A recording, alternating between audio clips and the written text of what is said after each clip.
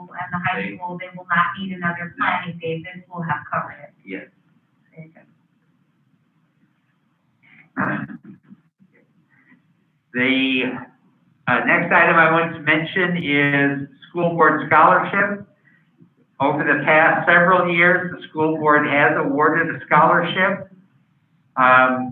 There was talk, I don't recall if he split the scholarship last year or if it was just one. I know there was talk about split. I can't really remember. But I know that it started out, initially it was one scholarship and each board member contributed $100 towards that. So the question would be whether or not you wish to do a school board scholarship and the amount of that, also whether you wish to do one or two or so. Last year we did two. You did two. We did one for our student rep, and then we did one for another. I think that's what we've done the last. The last year would have been the first of it. Right. Okay. Yes, you're right. That was the first. Okay. But open to Yep. other ideas. I think in fairness to probably Travis and Andrew, can we issue a message out, an email to the group individually and see what the consensus is? Okay. Sound fair?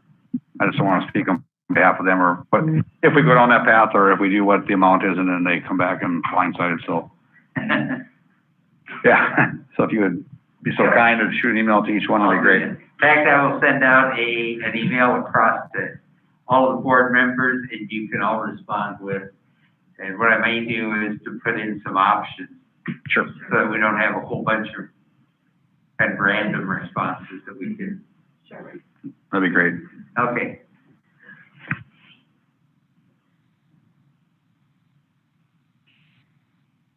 The MSBA Winter Conference is a virtual conference. We've mentioned that several times, and that is the 14th, 21st, and 28th in the morning.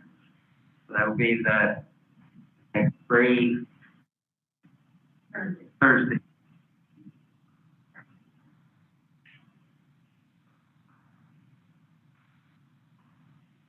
Negotiation seminar, I put this on. We don't need any decision right away, and since Andrew's not here and he's the lead negotiator. But it is broken into two sections, a part one and a part two, and there are three possible dates. So members of the negotiating team can start looking at what dates might work best for them. And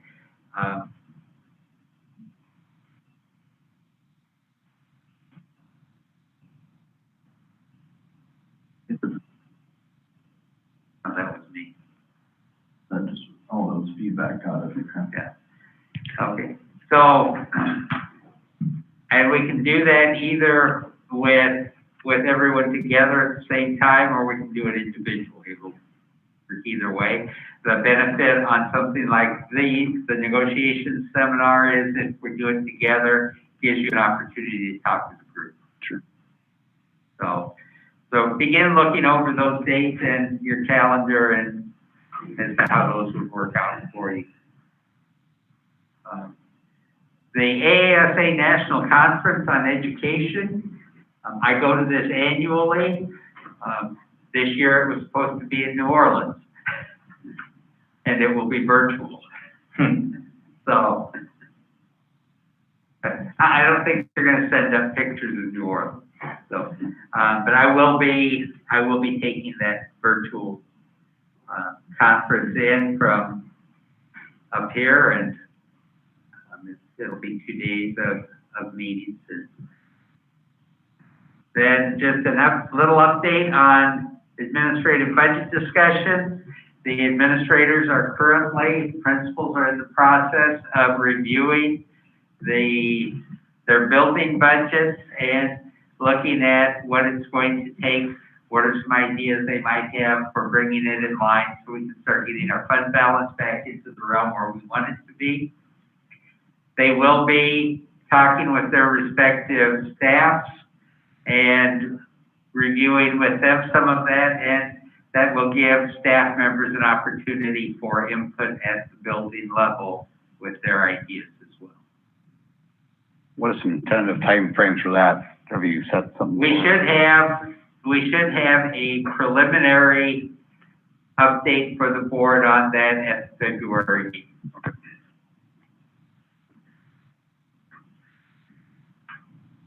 And that is all I have. Great, thank you. Any questions for Dr. Heller? Hearing none, we'll go to the community reports. Health and safety, Kelly.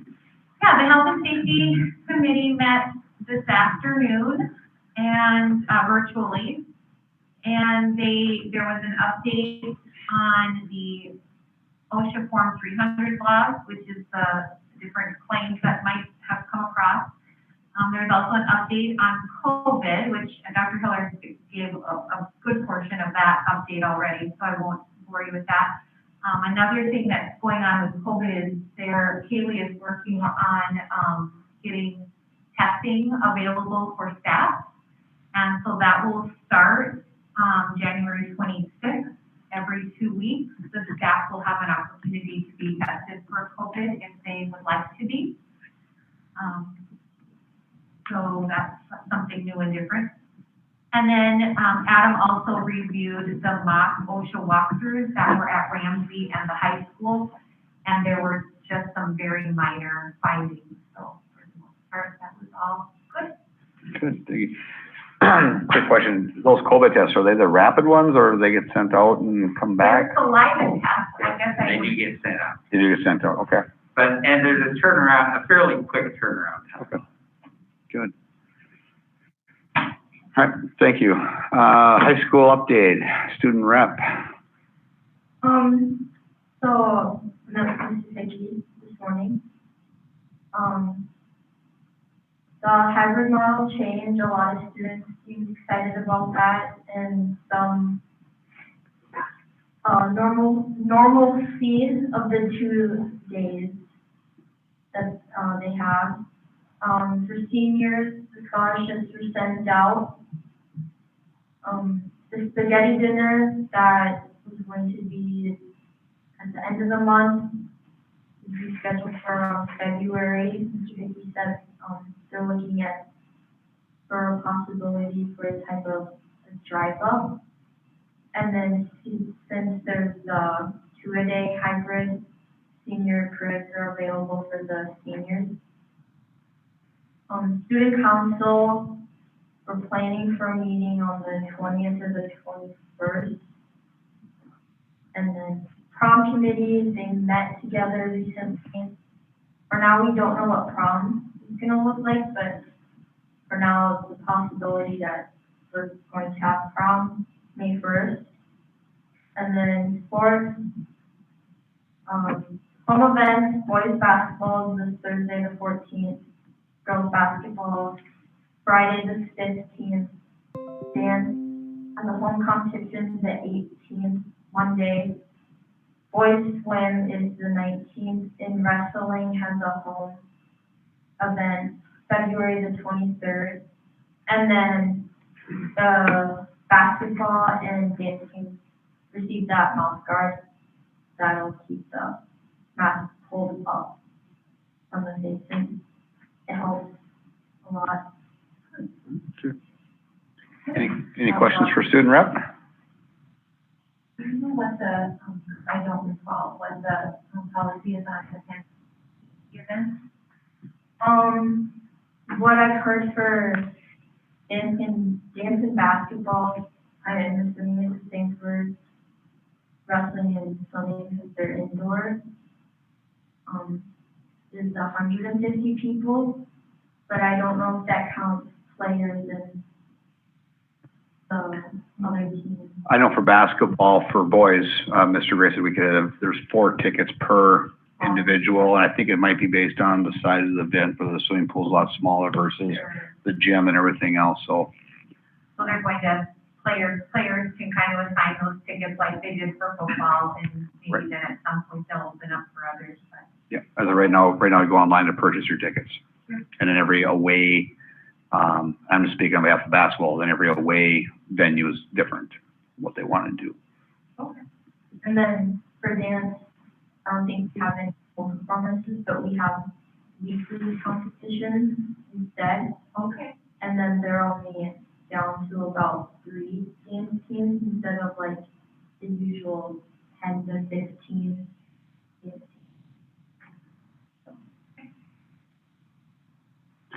All right, Principal Huntley, you're up.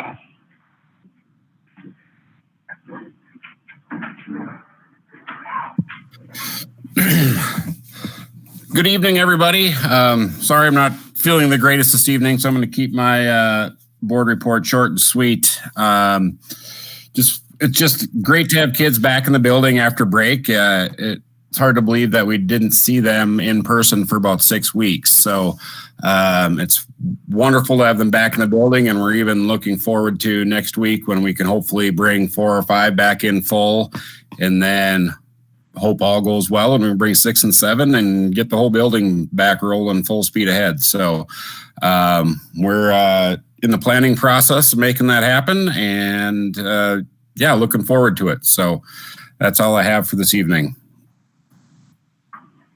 All right, any questions for Principal Huntley? Principal Hickey, your update, please.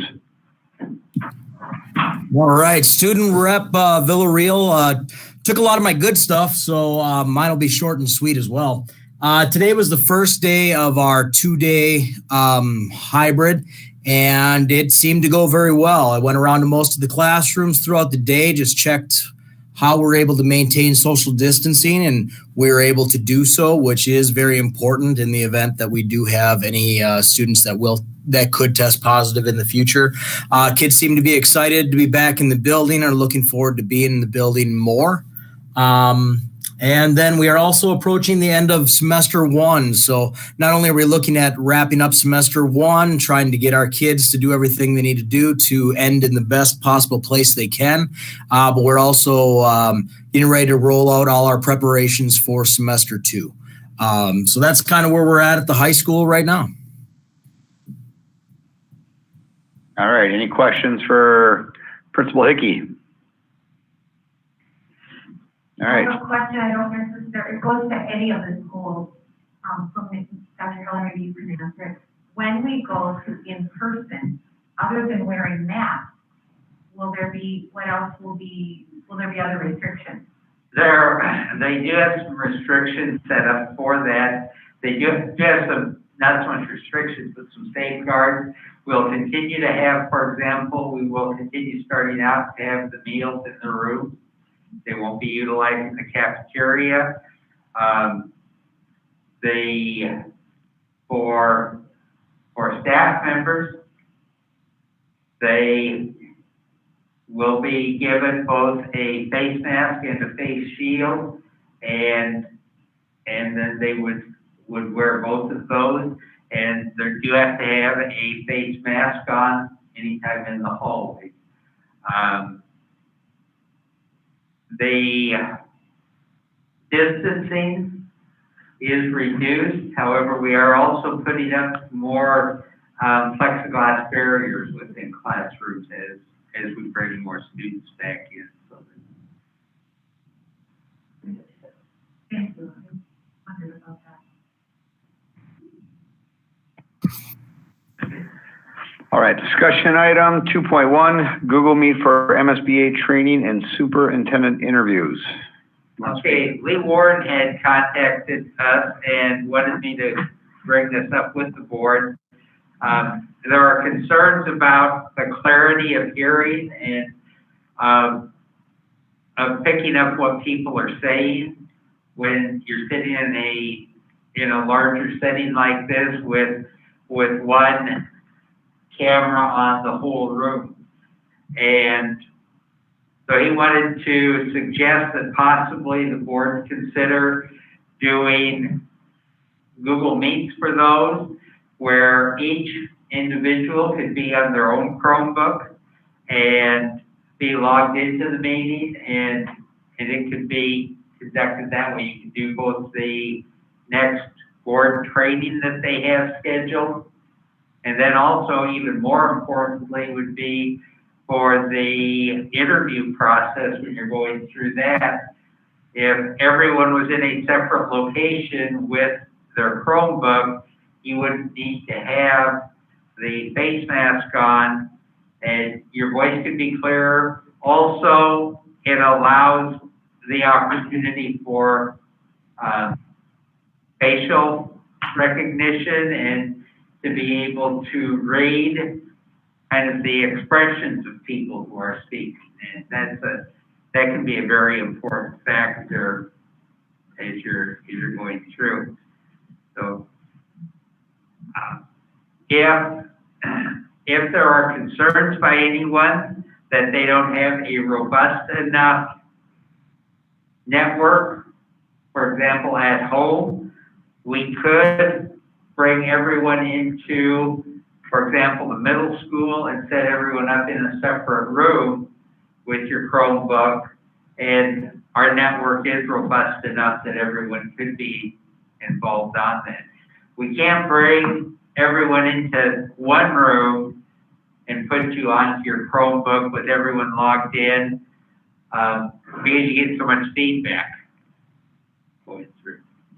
Is the idea that the individual, when it gets to interviewing, they will still come here and interview with somebody in person, or would they potentially interview remotely as well? I didn't ask that, but my assumption was that if the interview was going to be by Google Meet, if it was going to be remote, they would be interviewing from at home. But like I said, I didn't ask that.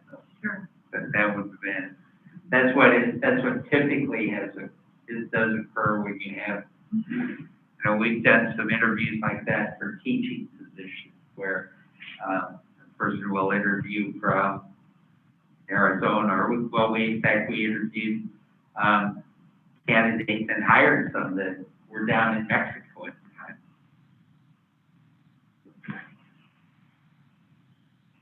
Yeah, I mean, for myself, I think we still should have a backup.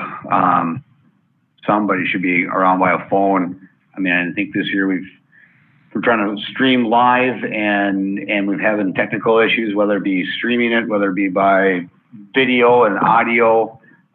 If we're all in our rooms and our Google Meet doesn't work on our Chromebooks, it's not going to look good for the district. We're doing interviews and stuff and we can't have audio. At least for as old school as it is, we got the phone and that does work. It doesn't separate us enough, but it does get the volume that we need. So I think at least we need to have somebody by a phone in case, or have the phone capability as a backup would be my opinion. Are you talking for the superintendent one, or just the I think, when we talk with? yeah. So next board training has to do with, it will give us some training on how to conduct the interviews. Right. So that one was just E5. But Yeah, I think anytime we go live and we're supposed to include the community, we should have a backup in case we had what we had going on tonight. That makes it difficult if we're all going to be in separate rooms or separate pods too.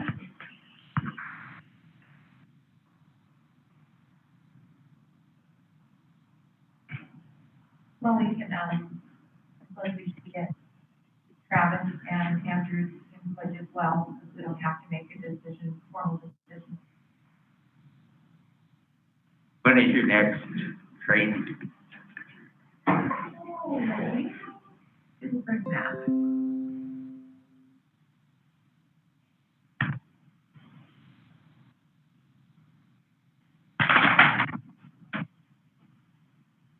January 27th. 27? Okay.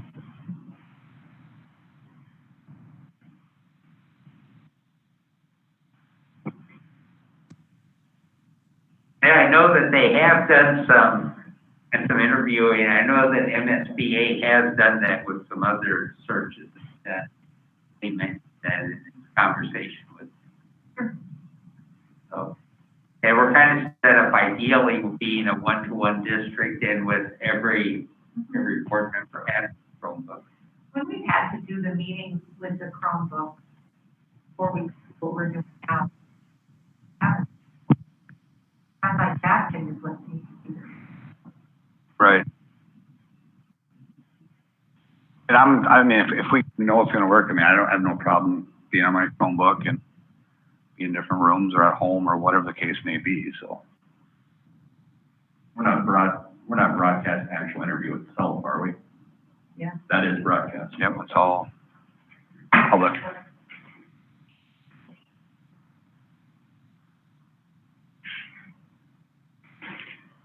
All right, any other discussions regarding the interview process and how we want to do it? I'll pass that along both to Andrew and Travis. Also pass the information on to Lee. I'm sure on the 27th, he can also be an opportunity for you as a board plus Lee to discuss that whole process. Yep. Okay. All right, discussion 2.2, Montevideo Public Schools Scholarship Program. Okay, the current practice on the scholarship program is that a student attends 3 classes at the high school in order to be eligible to receive a scholarship awarded through the school district program. Just a little bit of background on that, and this is, as I recall it occurring, but about 8 years ago, the scholarship committee established a criteria that students not attending the high school would not be eligible for scholarships awarded. And the rationale hinged upon the loss of formula aid that goes to the students to take PSEO classes. Also, you've got students in the ALC, and you've got any student attending the ALC can walk across the stage at Montevideo. And so that came into it also, that if, for example, a Dawson student was at the ALC and they were going to walk across the stage here, they can certainly do that, but that they shouldn't be eligible for a scholarship. Also, there was some feeling that that could broaden it out to more people. The financial accounting for the scholarship program all runs through the school. The scholarship program never became a separate entity, so it is ultimately under board control. The kind of the history of the operation of it, back years ago when Mr. Nystrom was superintendent, the scholarship program was turned over to Darwin Speed to run.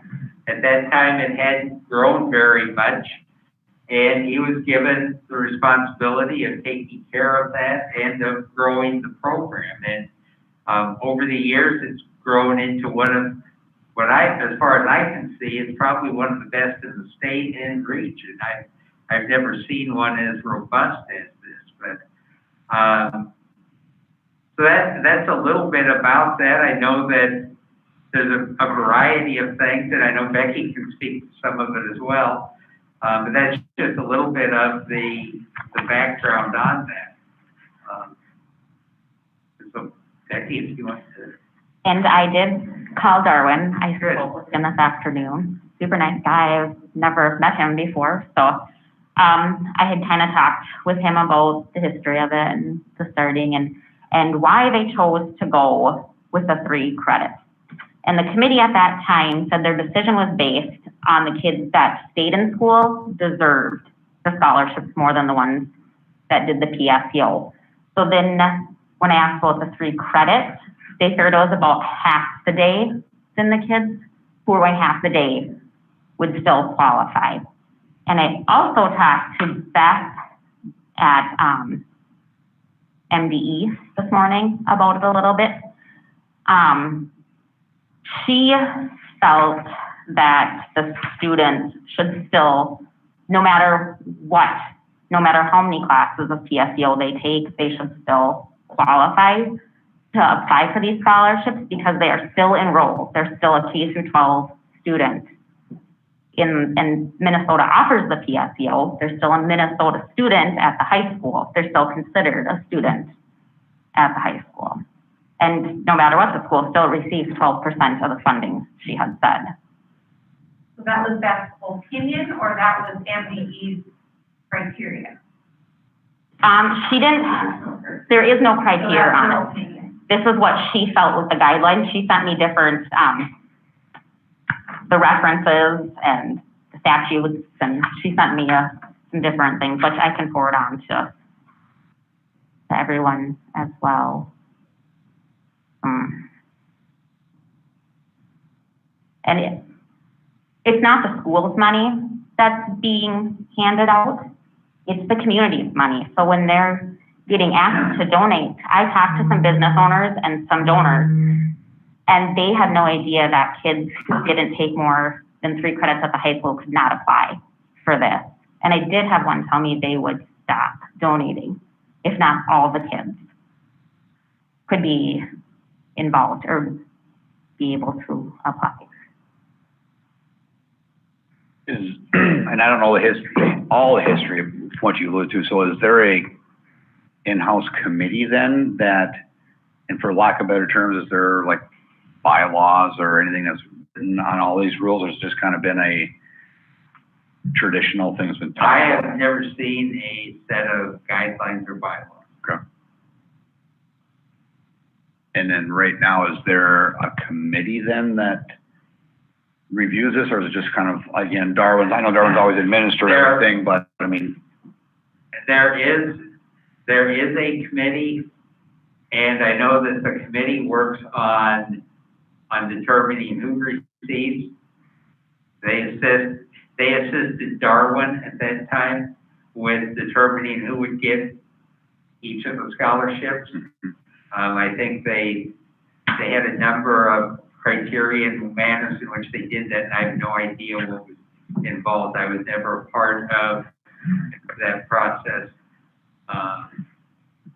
And how is it currently? There currently is still a committee, but now it's a committee of staff members, or is it also community members that determine who gets which? I don't know what the makeup of the committee.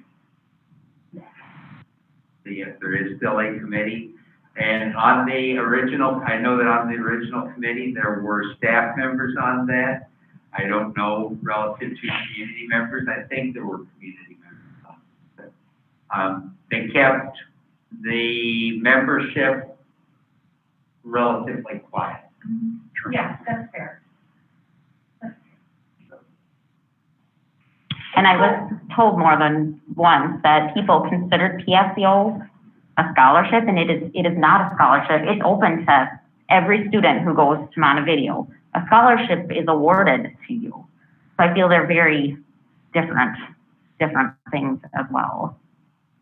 And taking away the option for these kids who, you know, if you're still taking 2 classes at the high school, why can you not apply for the scholarship? If you're taking 1 class at the high school, why can you not apply? I feel it goes against the vision and mission statement that's in the boardroom, that students come first. So, and I'm just trying to get caught up with this too a little bit. So if a student is enrolled full-time in PSEO, are they still considered a district student? According to MD, yes, they are. Okay. And then a student that goes to ALC is not really in our district, right? I mean, they're not. So, okay. I just want to make the difference because I thought if there was going to be a change, we better look at it as a whole, right? And not just segregate one section out, in my opinion. Okay.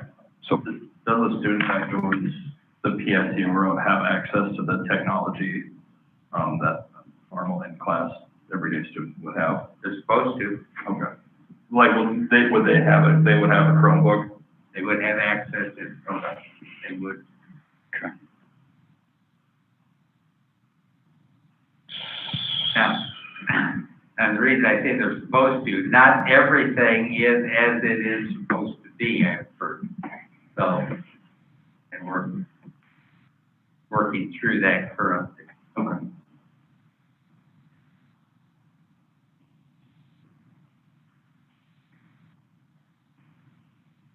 Should this be a discussion or maybe table? Well, Well, it would- all it is tonight It is is a discussion, right? And that's There what, should not be a decision tonight. That goes back to the idea that We got it needs to be well thought through and Mhm. secure whatever information is needed by everyone. And that's my follow-up question. So Becky, then are you asking then for this to be a or an action item next month potentially? Yes. To, as I'm reading this right now, to not have the limited of 3 classes, right? Basically in a nutshell? Okay. Yep, I feel like it should be offered to all of our Montevideo students. Okay. Are you able to, for myself and I suppose the whole rest of the board, able to find out from the committee, I guess, kind of what Kelly's saying, is it, I don't know, we don't really know the names, but what's the makeup, if it's all staff or there are community members on that? And then just to double check so we don't cross paths if there is any guidelines, bylaws, or anything they might have had written. I'm not saying there would be, but just make sure we got all of our I's dotted, T's crossed.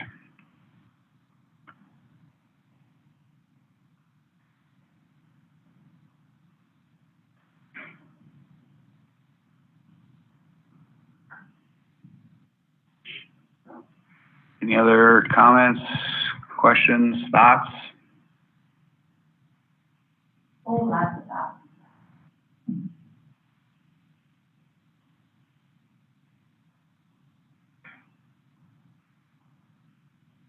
Are you reserving your thoughts? Oh, yeah, I'm just Okay. thinking my thoughts through. Okay, I just wanted to make sure we didn't give you the opportunity to Sorry. express them. Okay, so we'll table that for next month as a potential action item then. Okay, has there been enough discussion? That's why. I wonder, without having Travis and Andrew here, I wonder if we should have it on for discussion one more month, just so we can get their input as well. That, public, it's a big deal. We Oh, it is, make yeah. changes. We gotta make sure we, When is the scholarship piece for this year? When is it? Yep. It's about the last week in May.